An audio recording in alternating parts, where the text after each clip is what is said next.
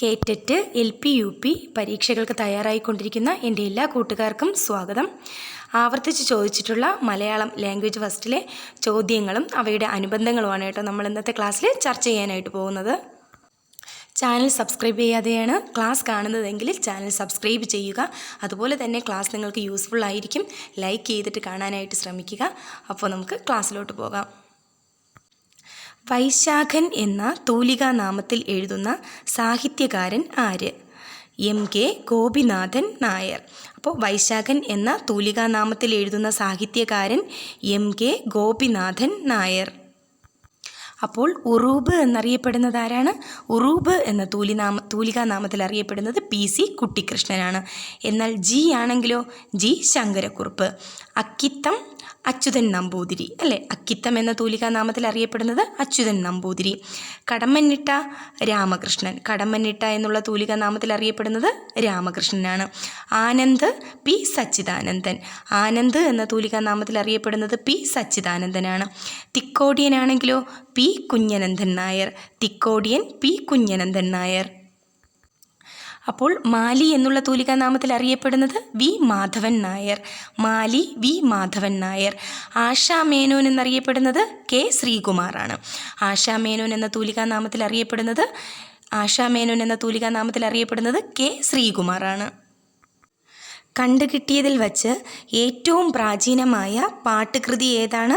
രാമചരിതം. കണ്ടുകിട്ടിയതിൽ വച്ച് ഏറ്റവും പ്രാചീനമായ പാട്ടുകൃതി എന്നറിയപ്പെടുന്നത് രാമചരിതമാണ്. രാമചരിതകൃതി എഴുതിയതാരാണ്? ചീരാമകവിയാണ് കേട്ടോ. രാമചരിതം എഴുതിയത് ചീരാമകവിയാണ്. അതായത് രാമായണം യുദ്ധകാന്ഡം അടിസ്ഥാനമാക്കിയിട്ട് രചിച്ചതാണ്. മറക്കണ്ട. പിന്നെ രാമചരിതം എഴുതിയത് ചീരാമകവി. അപ്പോൾ മലയാളത്തിലെ ആദ്യത്തെ ചെറുകഥ ഏതാണ്? വാസനാവികൃതി അല്ലേ? വേങ്ങയിൽ കുഞ്ഞിരാമൻ നായർ രചിച്ച വാസനാവികൃതിയാണ് മലയാളത്തിലെ ആദ്യ ചെറുകഥയായിട്ട് അറിയപ്പെടുന്നത്.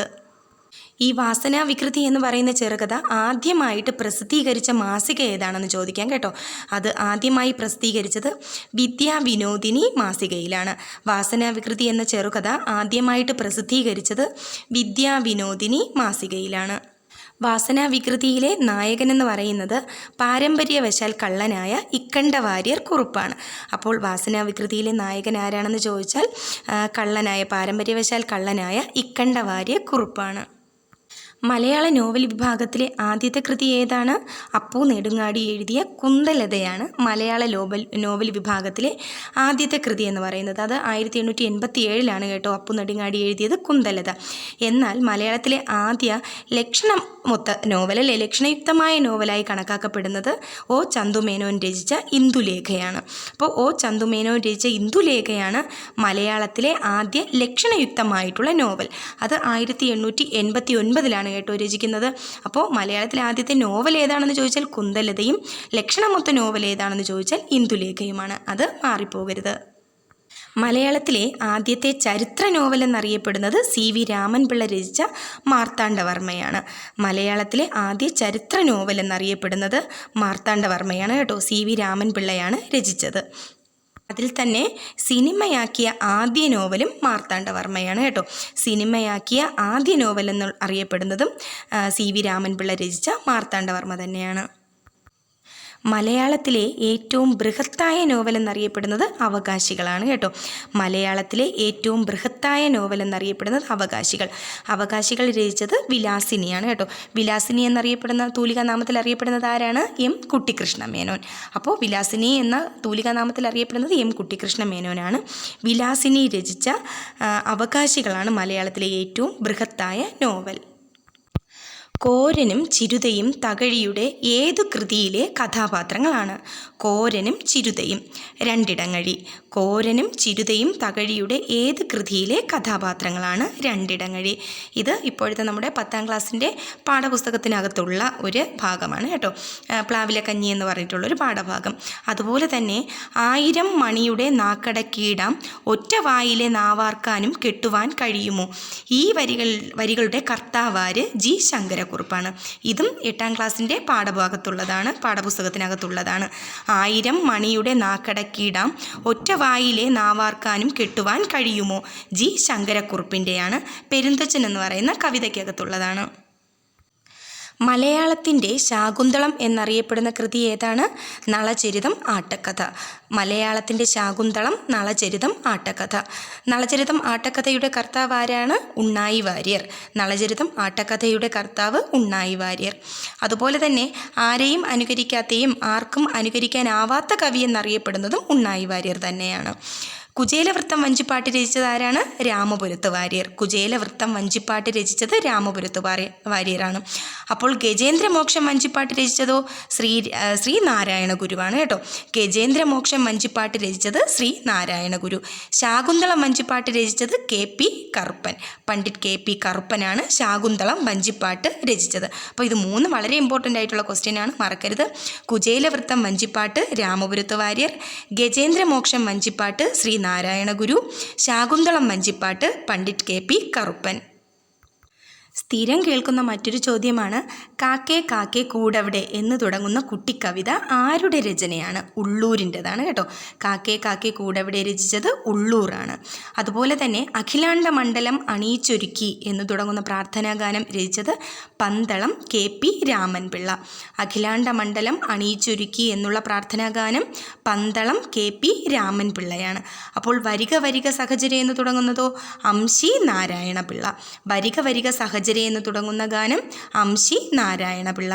ഇനി ദൈവമേ കൈതൊഴാം, ആ പാട്ട് എഴുതിയത് ആരാണ്? പന്തളം കേരളവർമ്മ. ദൈവമേ കൈതൊഴാം എന്ന് തുടങ്ങുന്ന പ്രാർത്ഥനാ ഗാനം രചിച്ചത് പന്തളം കേരളവർമ്മയാണ്.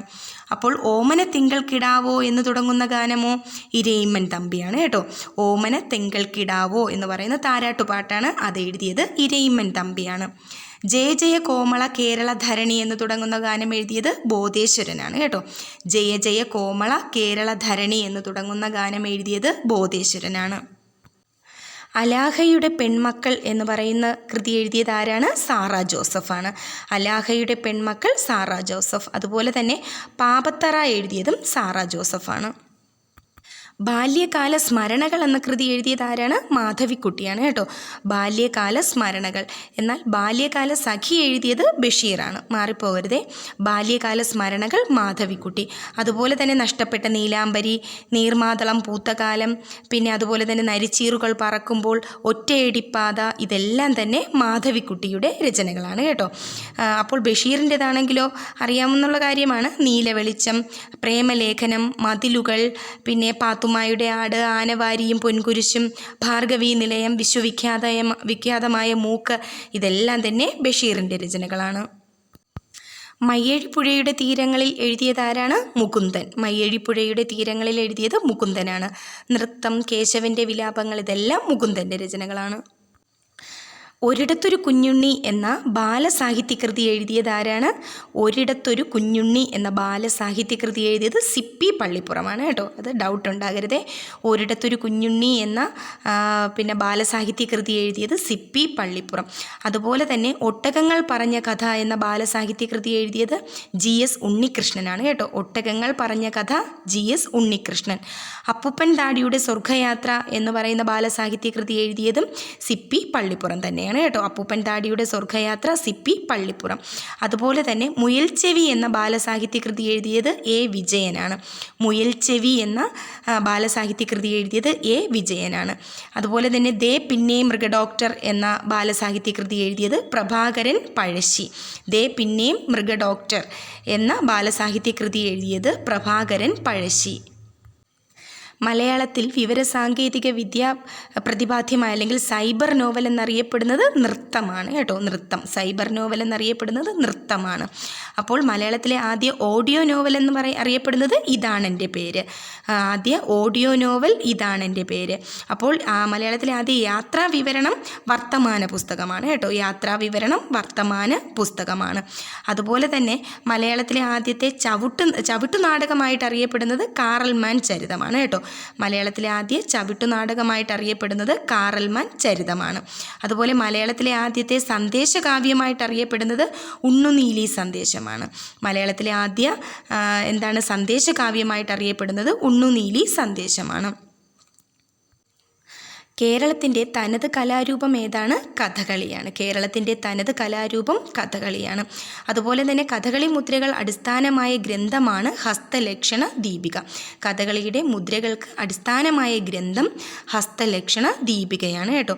അതുപോലെ തന്നെ അരങ്ങുകേളി, തോടയം, വന്ദന ശ്ലോകങ്ങൾ, കേളികൊട്ട്, പുറപ്പാട്, മേളപ്പദം ഇവയെല്ലാം തന്നെ കഥകളിയിലെ ചടങ്ങുകളാണ്. ഓർത്തു വയ്ക്കുക കേട്ടോ. കേളികൊട്ട്, തോടയം, അരങ്ങുകേളി, വന്ദന ശ്ലോകങ്ങൾ, പുറപ്പാട്, മേളപ്പദം ഇതെല്ലാം തന്നെ കഥകളിയിലെ ചടങ്ങുകളാണ്. അതുപോലെ തന്നെ എന്താണ് പുറപ്പാടെന്ന് പറയുന്നത്? കഥകളി അവതരണത്തിൻ്റെ ആദ്യത്തെ ചടങ്ങാണ് പുറപ്പാടെന്ന് പറയുന്നത്. അല്ലെങ്കിൽ കഥാപാത്രങ്ങൾ അരങ്ങത്ത് പ്രവേശിക്കുന്ന ചടങ്ങാണ്, അല്ലെങ്കിൽ നായകനും നായികയുമൊക്കെ അരങ്ങത്ത് പ്രവേശിക്കുന്ന ചടങ്ങിനെയാണ് പുറപ്പാട് എന്ന് പറയുന്നത്. അപ്പോൾ അവസാനത്തെ ചടങ്ങിൻ്റെ പേരെന്താണ്? ധനാശി. കഥകളിയിലെ അവസാനത്തെ ചടങ്ങ് ധനാശിയാണ് കേട്ടോ. അതുപോലെ തന്നെ കഥകളിയുടെ ആചാര്യന്മാർ അല്ലെ, പ്രധാനപ്പെട്ട കഥകളി ആചാര്യന്മാരാരൊക്കെയാണ്? കോട്ടയ്ക്കൽ ശിവരാമൻ, കലാമണ്ഡലം ഗോപി, മാങ്കുളം വിഷ്ണു നമ്പൂതിരി, അതുപോലെ തന്നെ കലാമണ്ഡലം രാമൻകുട്ടി നായർ, ഇവരൊക്കെ തന്നെ പ്രമുഖരായിട്ടുള്ള കഥകളി ആചാര്യന്മാരാണ്. ഇതിനൊപ്പം തന്നെ കഥകളിയുടെ വേഷങ്ങളും കൂടെ പഠിച്ചു വെച്ചോളണേ. സ്ഥിരം ചോദ്യമാണ്. പച്ച, കത്തി, കരി, താടി, മിനുക്ക്, ഇതഞ്ചെണ്ണവും കഥകളിയുടെ വേഷങ്ങളാണ് കേട്ടോ.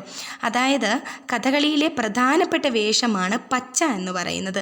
സാത്വികരായിട്ടുള്ള കഥാപാത്രങ്ങളെ പ്രതിനിധീകരിക്കുന്ന കഥകളിയിലെ വേഷമാണ് പച്ച. എന്താണ്? സാത്വിക നായകനെയൊക്കെ പ്രതിദാനം ചെയ്യില്ലേ, അവരെ പ്രതിപാദിക്കാൻ വേണ്ടിയിട്ടുള്ളതാണ് പച്ച.